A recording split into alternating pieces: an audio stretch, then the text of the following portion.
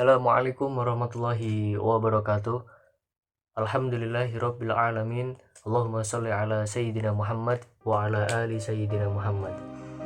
Apa kabar teman-teman semua? Semoga kalian selalu diberikan kesehatan dan dimudahkan dalam segala urusan. Di video ini saya akan menjelaskan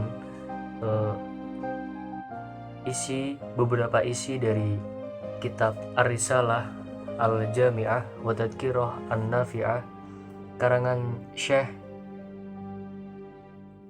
Al-Habib Ahmad bin Zain bin Alawi Al-Habsyi, terbitan Darul Minhaj. Ada beberapa fasal yang akan saya jelaskan di video ini. Yang pertama yaitu fasal tentang furudus sholah, fardu-fardunya sholat. Yang kedua ada mubtilati sholah, hal-hal yang membatalkan sholat. Yang ketiga ada sholatul jum'ah, tentang sholat Jumat. Yang keempat ada sholatul jamaah wan nafilah, sholat jamaah dan sunnah. Yang kelima ada babus saum, yaitu bab tentang puasa. Yang keenam ada babus zakah, yaitu bab tentang zakat. Dan yang terakhir adalah babul haji, yaitu bab tentang haji. Sebelum saya memulai dari fasal yang pertama, alangkah baiknya kita mengirimkan suratul Fatihah terlebih dahulu kepada musannif kitab, yaitu Syekh Al-Habib Ahmad bin Zain bin Alawi Al-Habsyi.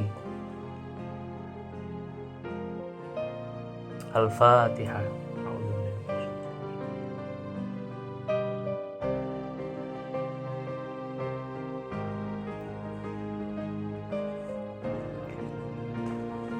Oke, fasal yang akan saya jelaskan yang pertama yaitu adalah furudus sholat. Bismillahirrahmanirrahim. Qala al-musannifu rahimahullahu ta'ala wa nafa'ana bihi wa bi'ulumihi fid dharain amin. Faslun fi furudis sholati adalah fasal yang menerangkan fardu atau rukun-rukunnya sholat. Wa furudus sholati an-niyatu wa takbiratul ihrami ma'an niyati wa qiraatul fatihati bil basmalati wa tashdidati al-arba'a asyrata wa ikhrajid ad-doti min ad-doi wa laysa fil fatihati do'un thumma ar-ruku'u wa yajibu ayan haniya bihaitsu tanalu rahatahu rukbatayhi wa yatma'inna fihi wujuban hatta taskuna a'dha'uhu thumma al-i'tidalu wa yatma'innu fihi wujuban thumma as-sujudu marrataini wal julusu baina sajdataini wa yatma'innu wujuban fil kulli wa yaf'alu baqi ar-raka'ati kadhalika wa tashahhudu al-awwalu wa qu'uduhu sunnatun wa tashahhudu al-akhiru wal julusu fihi fardun wa salatu ala nabiyya sallallahu alaihi wasallam ba'da at-tashahhudi wa qabla as-salami fardun wa salamu minas salati fardun wa aqallu salami assalamu alaikum. Jadi fasal yang pertama ini menjelaskan rukun-rukunnya sholat, yaitu ada 17. Yang pertama yaitu an-niyatu, niat. Rukun yang kedua yaitu takbiratul ihram, yaitu takbiratul ihram. Dan di sini musannaf menjelaskan bahwa wa takbiratul ihrami ma'an niyah. Jadi takbiratul ihram yang disertai dengan niat secara bersamaan. Rukun yang ketiga yaitu berdiri bagi yang mampu. Rukun yang keempat, qiraatul Fatihati, yaitu membaca surat Al-Fatihah. Dan ada beberapa catatan di sini, yaitu wa qiraatul Fatihati bil basmalati wa tasydidati al-arba'a asyrata wa ikhraji ad-dodi min ad-da'i wa laysa fil Fatihati do'un. Untuk rukun yang keempat, membaca surat Al-Fatihah disertai dengan basmalah dan tasydidnya yang ada 14 dan mengeluarkan huruf dot dari do, karena di dalam Fatihah tidak ada huruf do. Rukun yang kelima yaitu ar-ruku'u, ruku'. Dan dijelaskan oleh musonaf bahwa wayajibu ayan haniya bihaitsu tanalu rohatahu rukbataihi. Jadi ruku' dan wajib untuk mencondongkan badan atau membungkukkan badan yang sekiranya kedua telapak tangan berada di kedua lutut. Rukun yang keenam yaitu tuma'nina, dan di sini juga dijelaskan wa yatma'inna fihi wujuban hatta taskuna a'dha'uhu. Tuma'ninah yang di dalamnya tenang anggota badannya. Jadi tuma'ninah itu kita berhenti sejenak, tidak terburu-buru. Rukun selanjutnya yaitu al-i'tidalu, i'tidal. Dan dijelaskan lagi bahwa wayat ma'innu fihi wujuban untuk rukun yang selanjutnya yaitu tuma'ninah. Rukun yang selanjutnya yaitu as-sujudu marrotaini, yaitu sujud 2 kali.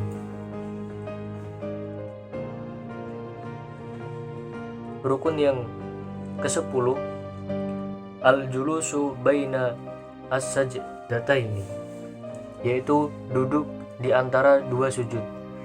Dan duduk di antara 2 sujud ini juga disertai dengan wayat ma'inu wujuban fil kulli, disertai dengan tuma'ninah dalam duduk tersebut.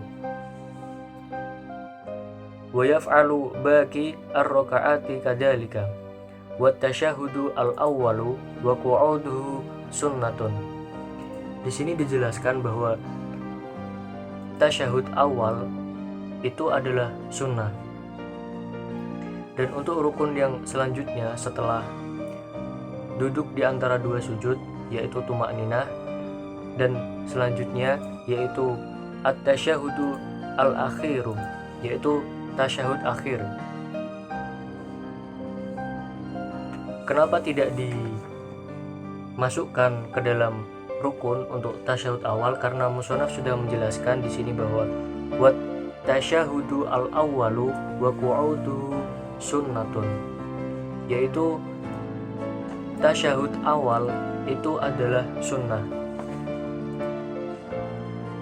Rukun selanjutnya yaitu al-julusu fihi fardun, yaitu duduk di dalamnya. Di dalamnya di sini adalah tasyahud pertama hukumnya sunnah, sedangkan tasyahud akhir hukumnya wajib. Rukun yang ke-15 adalah as-salatu ala nabiyya sallallahu alaihi wasallam, yaitu sholawat kepada Nabi Muhammad sallallahu alaihi wasallam ba'da tasyahudi wa qabla as-salami fardun, yang dimana membaca sholawat tersebut adalah setelah membaca tasyahud dan sebelum mengucapkan salam. Rukun yang ke-16 yaitu as-salamu minas sholati fardun. Yang dimaksud fardun di sini adalah salam yang pertama, dan dijelaskan bahwa wa aqallus salami, dan sedikit-sedikitnya mengucap salam yaitu adalah assalamu alaikum. Dan untuk rukun yang terakhir adalah at-tartibu, tertib.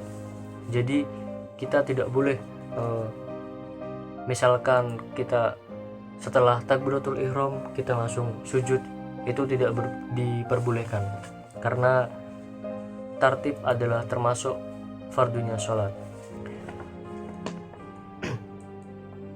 Ada beberapa hal yang musannaf terangkan pada kitab ini, yaitu wa aqallu at-tasyahudi al-wajibi at-tahiyyatullahi salamun alaika ayyuhan nabiyyu wa rahmatullahi wa barakatuh, salamun alaina wa ala ibadillahi wassalihina, asyhadu an la ilaha illallah wa anna muhammadan abduhu wa rasuluh.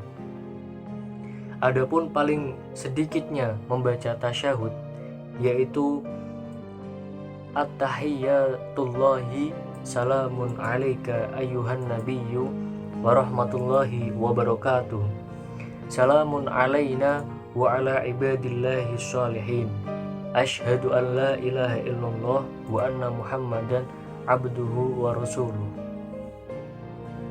Dan ada juga wa aqallu sholati ala nabiyya sallallahu alaihi wasallam, Allahumma sholli ala Muhammad. Adapun sedikitnya membaca sholawat kepada Nabi Muhammad sallallahu alaihi wasallam adalah Allahumma sholli ala Muhammad. Dan dijelaskan lagi oleh musannaf, wa yanbaghi an ya'tiya bis sunani jami'iha wa hiya katsiratun jiddan. Dan hendaknya untuk melakukan kesunahan-kesunahan di dalam sholat semuanya, yaitu ada banyak sekali. Jadi untuk sunah-sunah dalam sholat itu ada banyak sekali.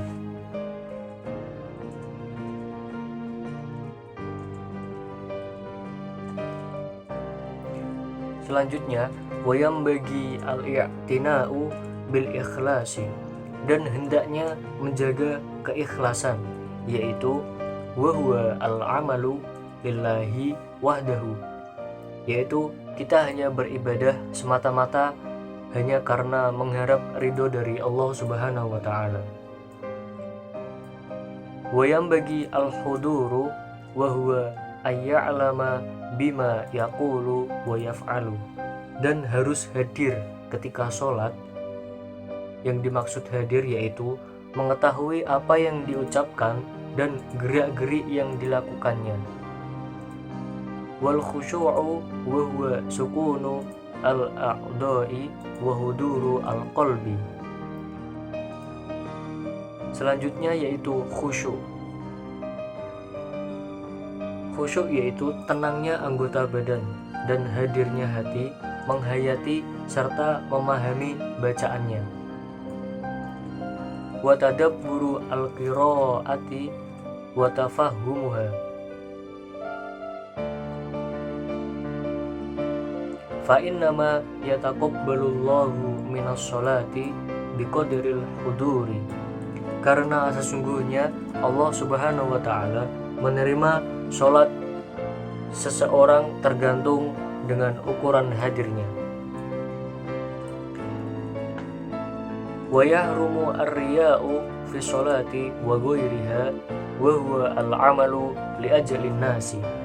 Dan musannaf juga menjelaskan bahwa haram hukumnya riya di dalam sholat dan selainnya, yaitu ibadah-ibadah lainnya, yaitu beramal atau beribadah karena ingin dilihat manusia. Oke, kita masuk pada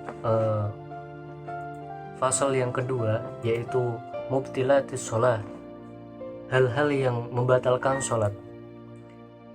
Adapun hal-hal yang membatalkan sholat di sini dijelaskan ada 11. Wa yubtilu as-sholata al-kalamu amdan walau biharfaini wa nasiyan in kasura wa yubtiluha al-amalu al-kathiru kasalasi khutuwatin wal aklu wa syurbu wa inkishafu al-awrati illam tastur halan wa wuqu'u an-najasati illam tulqa halan min ghairi hamlin wa yubdiluha sabqu al-imami biruknaini fi'liyaini wa kada at-takhallufu bihima bighairi udrin wala tasihhu as-salata khalfa kafirin wa imra'atin wa khunsa. Adapun perkara yang membatalkan sholat itu ada 11, yaitu yang pertama adalah al-kalamu amdan walau biharfaini, berbicara dengan sengaja, dengan disengaja meskipun hanya 2 huruf, wa nasiyan in kathura, dan lupa berbicara banyak. Perkara yang dapat membatalkan sholat yang kedua adalah al-amalu al-kathiru kasalasi khutuwatin, yaitu berbuat gerakan yang banyak seperti berjalan 3 langkah. Perkara yang ketiga yaitu wal aklu wa syurbu, yaitu makan dan minum. Perkara yang membatalkan sholat yang keempat adalah wangkisyaful aurati, yaitu terbukanya aurat. Dan di sini musannaf menjelaskan bahwa wangkisyafu al aurati illam tastur halan, terbukanya aurat jikalau tidak ditutup langsung. Jadi ketika kita sedang sholat lalu misalkan tiba-tiba aurat kita terbuka dan secara spontan kita menutup kembali aurat kita, itu sholat kita tidak batal. Perkara selanjutnya yang kelima adalah wawuku'u an-najasati, yaitu kejatuhan najis. Dan dijelaskan lagi oleh musannaf bahwa wawuku'u an-najasati in lam tulqa halan min ghairi hamlin, kejatuhan najis jikalau tidak langsung dilempar atau dibuang. Misalkan kita sedang melakukan sholat dan tiba-tiba ada kita kejatuhan seperti kotoran hewan atau najis, dan kita langsung secara spontan membuang kotoran tersebut, itu sholat kita tidak batal, tetap sah.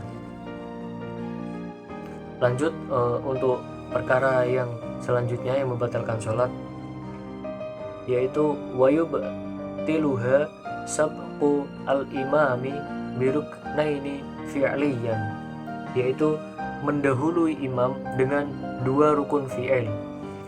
Yang dimaksud rukun fi'il adalah misalkan imam telah sujud namun kita masih membaca suratul Fatihah, berarti kita tertinggal 2 rukun, yaitu ruku' dan i'tidal. Nah, itu yang dimaksud 2 rukun fi'il. Maka jika kita melakukan hal tersebut, sholat kita batal.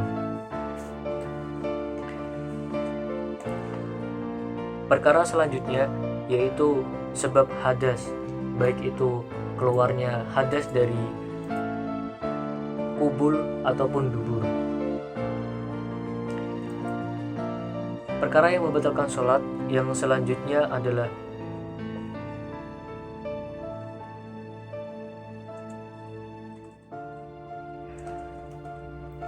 wakada at-takhallufu bihima bighairi udrin, yaitu membelakangi imam dengan 2 rukun fi'il tanpa ada udur. Perkara yang ke-9 yaitu menambah rukun fi'il dengan disengaja. Perkara yang ke-10 yaitu niat memutus sholat atau niat membatalkan sholat. Misalkan kita sedang sholat dan kita tiba-tiba dalam hati mengatakan sholat saya batal, itu termasuk hal yang membatalkan sholat kita. Dan perkara yang terakhir yaitu ragu-ragu dalam niat. Dan di sini musannaf juga menjelaskan bahwa wala tasihhu as-sholatu khalfa kafirin wa imra'atin wa khunsa. Jadi tidaklah sah sholatnya orang yang sholat di belakangnya orang kafir, perempuan, dan khunsa. Jadi ketika kita sholat di belakangnya orang kafir atau imam kita adalah seorang orang yang kafir, itu sholat kita tidak sah. Dan yang kedua, perempuan. Apabila kita seorang laki-laki dan kita diimami oleh seorang perempuan, maka sholat kita tidak sah. Dan yang terakhir adalah khunsa. Khunsa itu orang yang berkelamin ganda. Apabila kita diimami oleh khunsa, maka sholat kita juga tidak sah.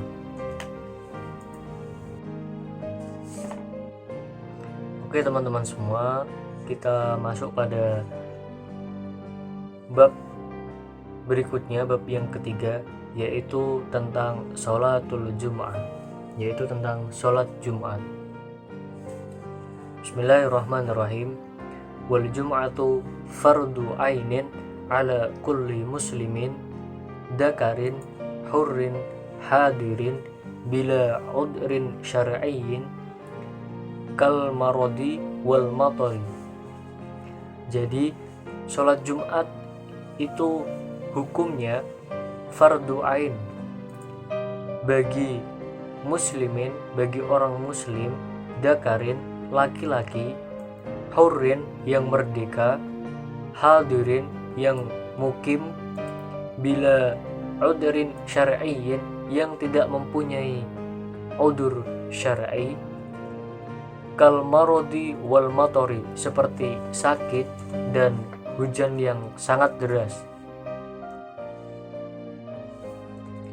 Wa min syuruti al-jum'ati al-khutbatani wa arkanuha hamdulillahi ta'ala wa sholatu ala nabiyya sallallahu alaihi wasallam wal wasiyatu bittaqwa wa qira'atu ayatin minal qur'ani mufhimatin fi ihdahuma wa du'a'u lil mu'minina fil akhirati. Di antara syarat sah sholat Jumat yaitu didahuluinya 2 khutbah, yaitu sebelum melaksanakan sholat Jumat itu melakukan 2 khutbah. Itu termasuk syarat sah sholat Jumat. Adapun rukun 2 khutbah tersebut adalah yang pertama yaitu hamdulillahi ta'ala, mengucapkan hamdalah kepada Allah subhanahu wa ta'ala. Yang kedua, as-sholatu ala nabiyya sallallahu alaihi wasallam, membaca sholawat kepada Nabi Muhammad sallallahu alaihi wasallam. Yang ketiga, al-wasiyatu bittaqwa, berwasiat tentang ketakwaan. Kita mengingatkan kepada para pendengar khutbah, berwasiat tentang ketakwaan. Yang keempat yaitu wa qira'atu ayatin minal qur'ani mufhimatin fi ihdahuma, membaca ayat dari Al-Quran yang dapat difahami di salah satu 2 khutbah. Yang kelima yaitu wa du'a'u lil mu'minina fil akhirati, mendoakan bagi orang-orang mukmin di khutbah terakhir. Perlu diingat bahwa rukun-rukun 2 khutbah ini dilakukan oleh khatib.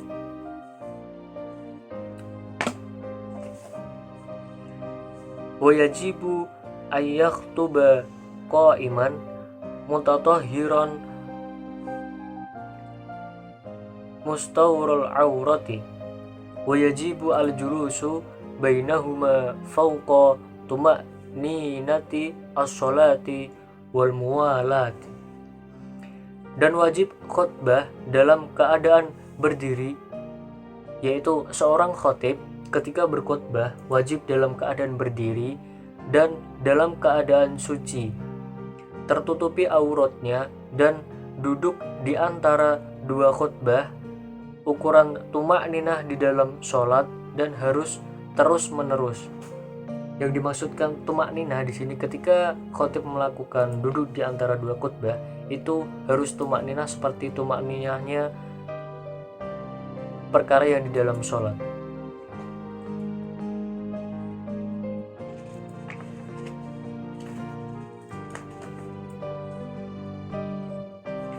Baik teman-teman semua, masuk pada penjelasan bab yang keempat dalam kitab Ar-Risalah Al-Jami'ah wa Tadhkirah An-Nafi'ah, karya Syekh Al-Habib Ahmad bin Zain bin Alawi Al-Habsyi. Pasal yang keempat ini menjelaskan tentang sholatul jamaah wa nafilah, sholat jamaah dan sunnah. Bismillahirrahmanirrahim. Sholatul jamaati wa nafilati, wa sholatul jamaati wa sholatul janazati fardu kifayatin, wal aidani wal kusufani wal witra sunanun muakkadatun, wa kada rawatibu sholati wad duha wat tarawihu sunanun laha fadlun wa thawabun adimun. Jadi dijelaskan oleh musonef di bab ini, sholat berjamaah dan sholat jenazah hukumnya adalah fardu kifayah. Jika teman-teman ketahui sendiri bahwa fardu kifayah adalah suatu kewajiban, jikalau sudah ada yang melakukan salah satu di antara kita, maka gugurlah kewajiban tersebut. Dan adapun sholat Idul Fitri dan Idul Adha seperti yang dijelaskan oleh musonef, wal aidani wal kusufani wal witru sunanun muakkadatun. Sholat Idul Fitri dan Idul Adha, sholat khusuf qamar dan khusuf syams itu hukumnya sunnah muakkadah. Begitu pula sholat rawatib, wa kada rawatibus sholati wad duha wat tarawihu sunanun laha faddun wa thawabun adimun. Begitu pula sholat rawatib, sholat serta sholat duha dan tarawih itu sunnah hukumnya yang di dalamnya terdapat pahala yang sangat besar. Yang dimaksud sholat rawatib di sini adalah sholat qobliyah dan ba'diyah sebelum dan sesudah melakukan sholat fardu. Yang dimaksud sunnah muakkadah yaitu sunnah yang sangat dianjurkan oleh baginda Nabi Muhammad SAW, sunnah yang hampir mendekati wajib, seperti yang dijelaskan oleh musonef bahwa sholat Idul Fitri, sholat Idul Adha, sholat khusuf qamar dan khusuf syams, sholat rawatib sebelum dan sesudah sholat fardu, sholat duha, sholat tarawih, itu adalah hukumnya sunnah muakkadah. Oke teman-teman semua, masuk pada bab yang kelima yang akan saya jelaskan dari kitab Risalah Al-Jami'ah wa Tadhkirah An-Nafi'ah, yaitu bab saum, bab tentang puasa. Wa amma saumu wa huwa thalithun arkanil islami fahuwa imsakun ma'rufun ala wajhin makhsusin wa minhu an-niyatu likulli yawmin wa tabyituha minal laili wal imsaku 'anil mufattarati minat ta'ami wasyarabi wal jima'i wal istimna'i bimubasyaratin wal istinqa'ati bil ikhtiyari. Jadi puasa termasuk ke dalam rukun Islam yang nomor 3. Dan di sini musonef menjelaskan definisi dari puasa yaitu imsakun ma'rufun ala wajhin makhsusin wa minhu an-niyatu likulli yaumin wa tab'ituha minal laili. Jadi puasa adalah menahan semua perkara yang membatalkan puasa dari mulai terbitnya fajar hingga terbenamnya matahari disertai dengan niat tertentu. Niat tertentu yang dimaksudkan di sini adalah an-niyatu likulli yaumin wa tab'ituha minal laili. Jadi niat puasa yang sah adalah ketika setelah sholat isya, waktu setelah sholat isya sampai waktu imsak tiba, itu adalah waktu yang sah kita melakukan niat puasa. Wal imsaku 'anil mufattarati, dan hal-hal apa saja yang harus kita tahan, hal-hal apa saja yang membatalkan puasa. Di sini dijelaskan wal imsaku 'anil mufattarati minat ta'ami wasyarabi wal jima'i wal istimna'i bimubasyaratin wal istiqaati bil ikhtiyari. Adapun perkara yang harus ditahan ketika berpuasa yang membatalkan puasa, yang pertama adalah minat ta'ami atau ami, yaitu makan. Yang kedua asyarabi, minum. Yang ketiga al-jima'i, yaitu jima. Yang keempat al-istimna'i bimubasyaratin, yaitu mengeluarkan mani dengan disengaja.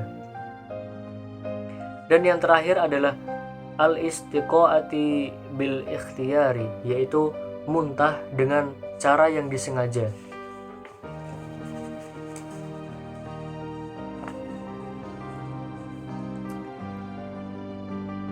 Min tamami as-sawmi kaful jawarihi amma yakrahu Allah ta'ala minal a'dha'i as-sab'atil ati dikruha.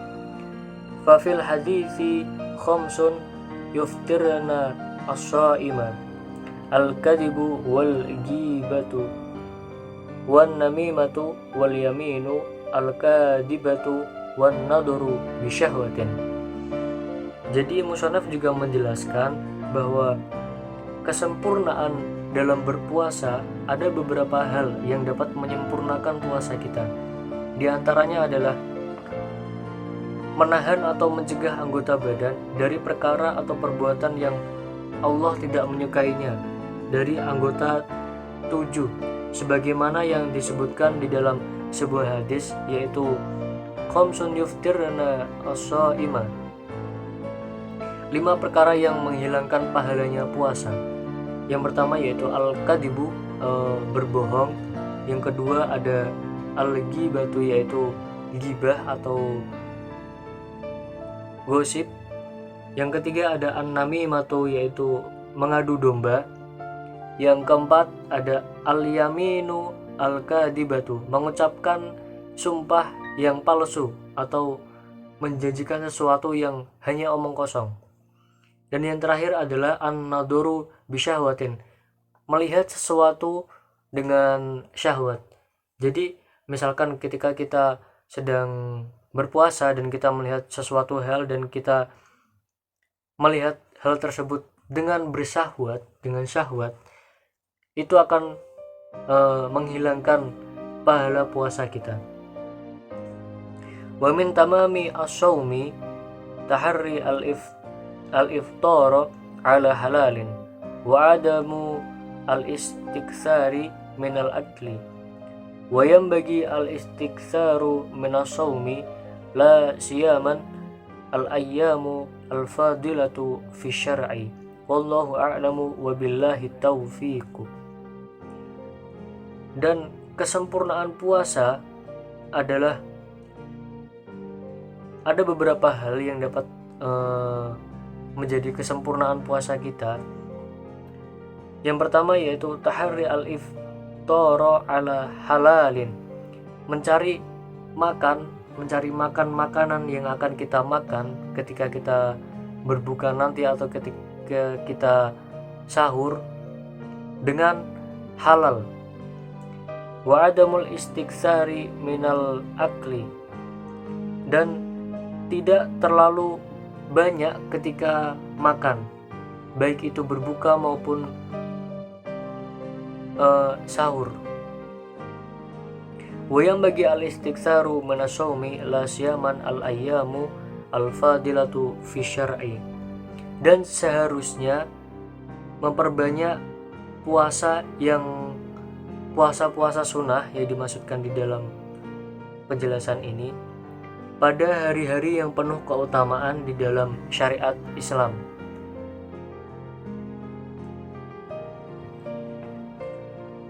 Seperti puasa Asyura, puasa hari Tasyu'ah dan lain-lain sebagainya, puasa Arafah dan sebagainya. Jadi seperti itu.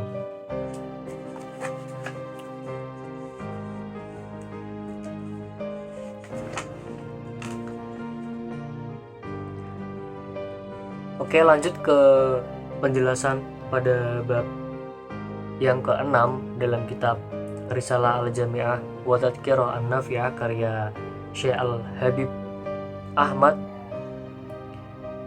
bin Zain bin Alawi Al-Habsyi. Bab yang ke-6 ini menjelaskan tentang zakat. Bismillahirrahmanirrahim. Bab zakati.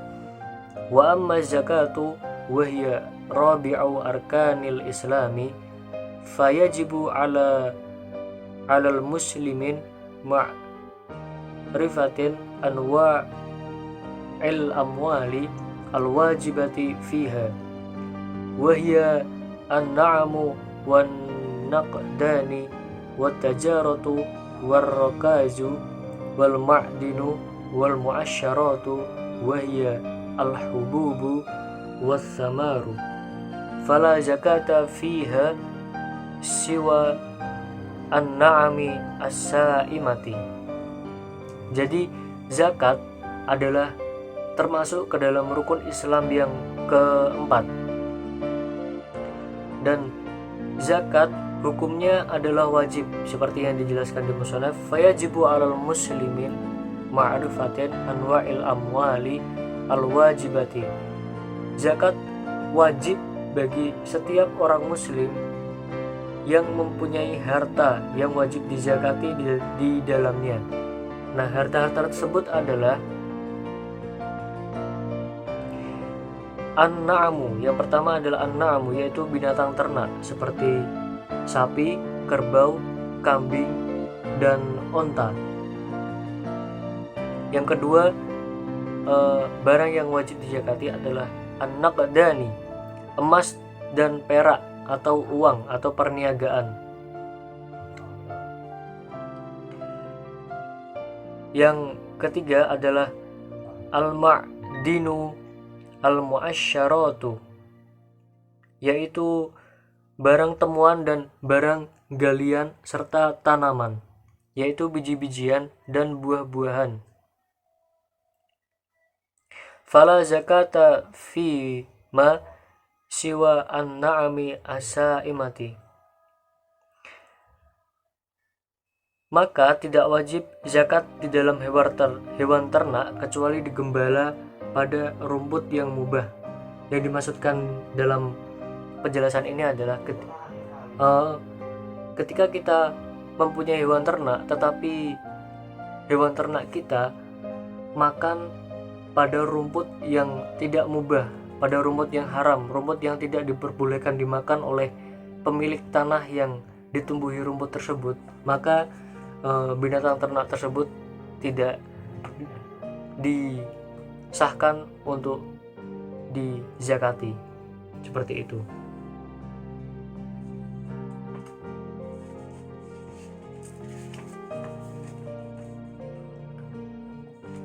Wa yushtaratu al-hawlu laha wa kadhalika yushtaratu lin-nuqudi wat tajarati wa yushtaratu fi hadhil anwa'i an-nasabu aidan. Dan disyaratkan harus lewat setahun untuknya. Begitu pula pada emas dan perak, perniagaan dan diharuskan pada bagian ini harus sampai nisabnya juga. Jadi untuk ketentuannya itu ada ketentuan tersendiri, berapakah yang harus kita keluarkan sebagai zakat ketika kita mempunyai emas dan perak ataupun mempunyai hewan ternak. Itu ada nisabnya masing-masing. Wa wajibu an-naqdaini wa tajarati rubu'al usyri wa wajibu al-hububi wa thamari allati suqiyat bimu'natin al-usyru wa bighairi ma'unatin al-usyru. Dan wajibnya mengeluarkan zakat emas dan perak serta zakat perniagaan, yaitu 1/4 dari barang yang kita miliki. Dan di dalam tanaman biji-bijian dan buah-buahan yang disirami dengan alat bantu, yaitu 1/2/10. Jadi kita harus mengeluarkan setengah 1/10 barang atau yang dari tanaman biji-bijian dan buah-buahan tadi untuk kita zakati.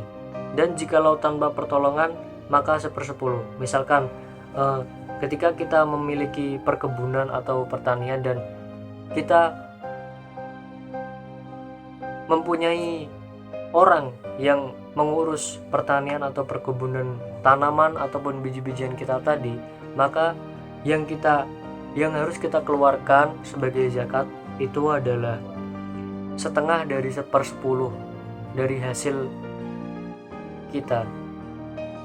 Sedangkan ketika kita tidak mempunyai orang yang mengurus pertanian kita tadi, jadi kita mengurus pertanian tadi secara mandiri sendiri, maka zakat yang harus kita keluarkan adalah 1/10. Jadi seperti itu.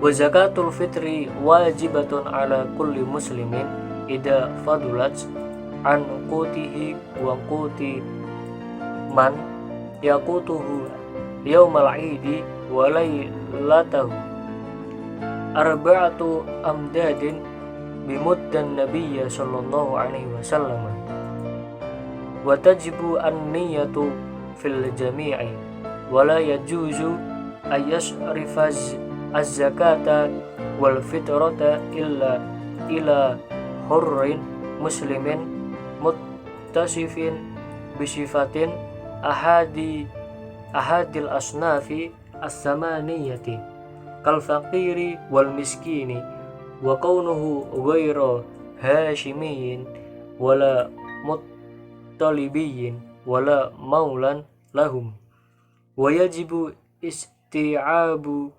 al-mawjudina minhum. Dan adapun untuk zakat fitri itu wajib hukumnya bagi setiap orang muslim jikalau lebih dari makanan pokoknya dan makanan pokok orang yang wajib dinafkahinya pada hari raya dan malamnya.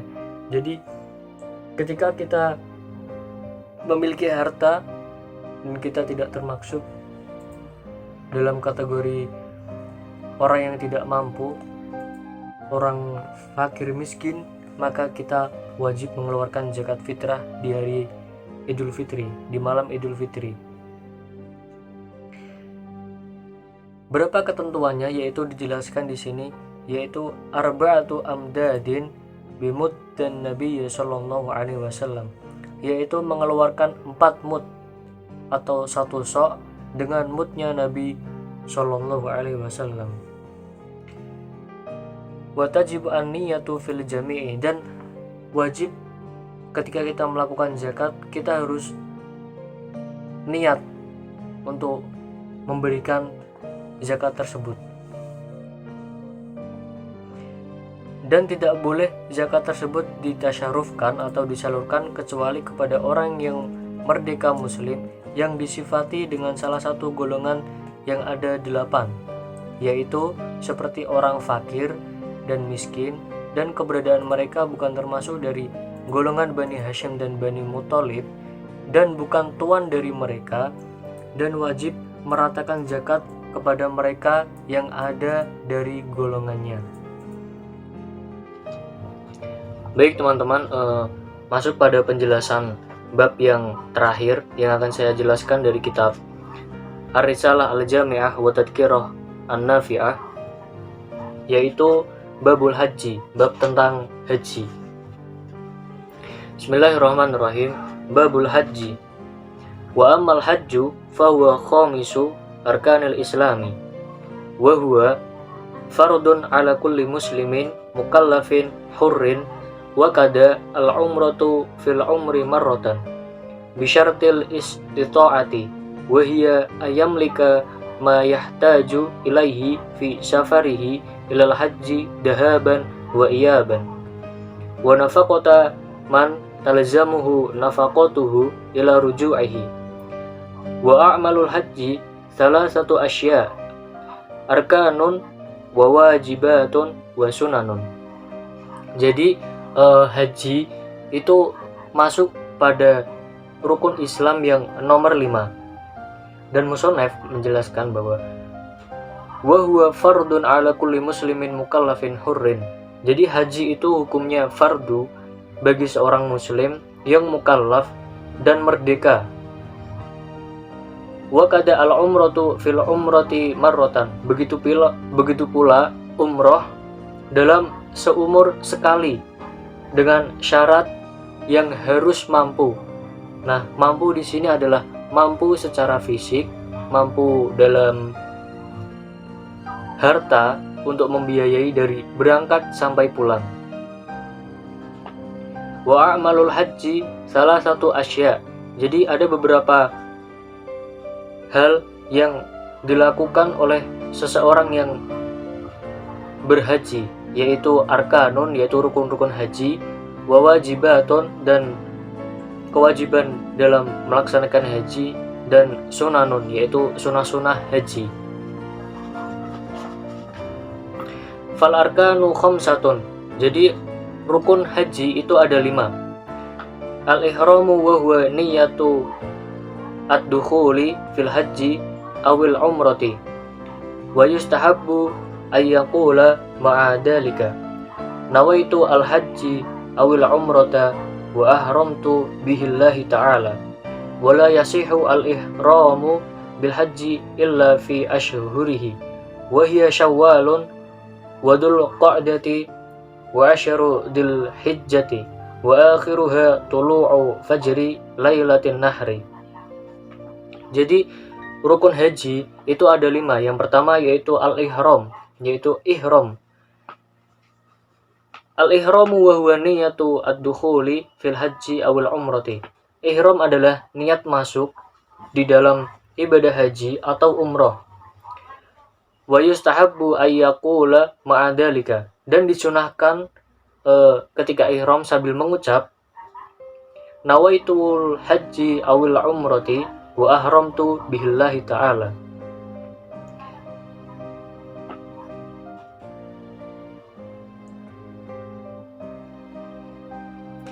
Dan musonef juga menjelaskan tidaklah sah ihram dengan haji kecuali pada bulan-bulannya, yaitu pada bulan Syawal, bulan Dzulqa'dah, dan 10 Dzulhijjah, dan akhirnya muncul fajar pada malam Idul Kurban. Rukun haji yang kedua yaitu wabaqil arkani al-wuqufu bi Arafah, yaitu wukuf di Arafah. Rukun yang ketiga wa tawaful ifadati, yaitu tawaf ifadah. Rukun yang keempat wa sa'yu, yaitu sa'i. Rukun yang kelima al-halqu awit taqsiru, mencukur atau memotong rambut. Wa arkanul umrati hiya arkanul haji illa al-wuqufa falaysa minha. Jadi rukun umrah itu sama dengan rukun haji, tapi menghilangkan wukuf di Arafah. Jadi rukun umroh itu hanya ihram dan niat, lalu tawaf ifadah, sa'i dan mencukur atau memotong rambut. Wa yajibu litawafi satrul aurati wa taharatu minal hadatsaini wa minan najasati. Wa ayyakuna sab'a tawafatin fil masjidi wal baitu an yasarihi wa huwa kharijun anhu. Dan wajib ketika tawaf jamaah haji itu wajib untuk menutup aurat, suci dari 2 hadas, yaitu hadas kecil dan hadas besar, serta najis, dan wajib melaksanakan tawaf sebanyak 7 kali putaran.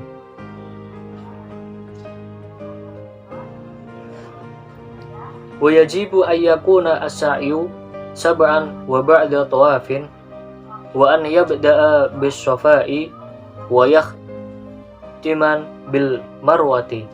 Dan wajib ketika sa'i, jemaah haji harus melakukan berjalan atau berlari kecil dari Bukit Sofa dan diakhiri di Bukit Marwah. Wajibatul haji, masuk pada penjelasan kewajiban-kewajiban yang harus dilakukan pada saat melaksanakan ibadah haji.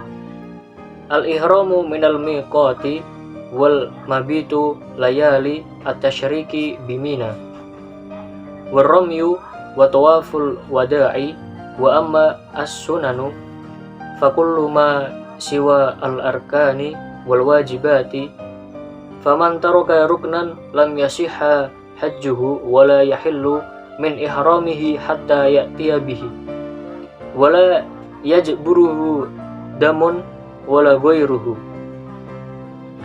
Jadi kewajiban-kewajiban dalam ibadah haji adalah ihram dari miqat, menginap pada malam tasyrik, melempar jumrah, dan tawaf wada. Tawaf wada itu tawaf penutupan, tawaf terakhir ibadah haji.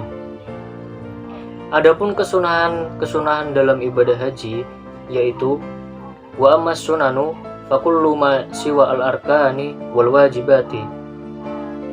Setiap amalan ibadah kecuali rukun dan kewajiban.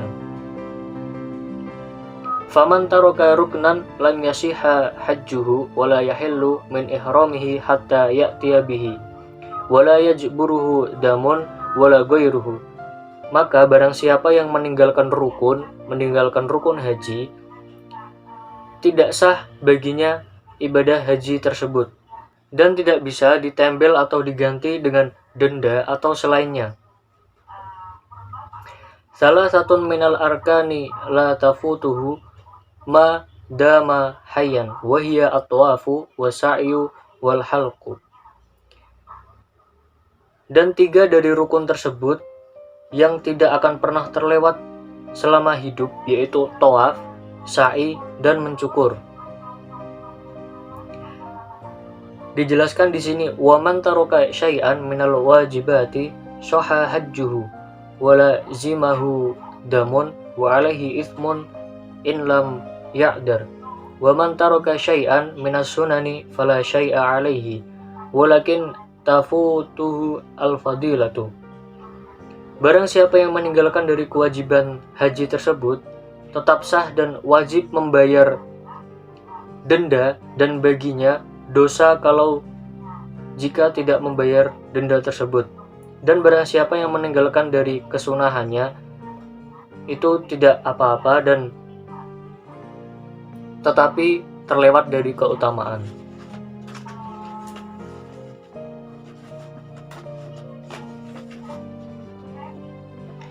Wa yahrumu satru ra'sir rajuli wa wajhul mar'ati al-muhrimaini aw ba'dihima wa izalatud dufri wa sya'ri wa danu sya'rir ra'si wal lahyati wa tatayyibu jami'il badani. Dan haram menutup kepala bagi laki-laki dan menutup wajah bagi perempuan ketika mereka berihram. Menutup keseluruhan atau sebagiannya memotong kuku dan rambut, memakai minyak dan pada rambut kepala dan jenggot, dan memakai wewangian seluruh badan. Wa yahrumu aqdun nikahi wal jima'u wa muqaddamatuhu wa itlafu kulli hayawanin bariyin wahsyiyin makulin wal mar'atu karrajuli fil muharramati. Dan dilarang atau haram hukumnya akad nikah pada saat ibadah haji, berjima, dan permulaannya, yang dimaksud permulaannya bercinta namun tidak sampai jima, itu haram. Merusak binatang daratan yang buas yang boleh dimakan, dan orang perempuan sama seperti orang laki-laki di dalam larangan-larangannya. Jadi tidak ada perbedaan antara seorang ibadah haji laki-laki dan perempuan. Semua larangan tetap sama. Mungkin cukup itu teman-teman, tadi penjelasan saya. Ada beberapa bab yang saya jelaskan dari kitab Ar-Risalah Al-Jami'ah wa Tadhkirah An-Nafi'ah karangan Asy-Syaikh Al-Habib Ahmad bin Zain bin Alawi Al-Habsyi. Semoga dari penjelasan saya bisa dapat memahamkan dan bisa bermanfaat bagi teman-teman semua. Dan saya ingatkan kepada teman-teman semua, di sini saya juga masih belajar. Jadi jika ada kurang jelas ataupun penjelasan saya yang tidak tepat, bisa teman-teman benarkan di kolom komentar. Untuk itu saya mohon maaf sebesar-besarnya apabila ada penjelasan yang salah mungkin atau pembacaan kitab yang salah. Saya minta maaf sebesar-besarnya. Semoga bermanfaat bagi teman-teman semua. Terima kasih telah menonton video saya. Kurang lebihnya mohon maaf. Wassalamualaikum warahmatullahi wabarakatuh. I'm an icon, man. And my girl about a 10. I should fuck her in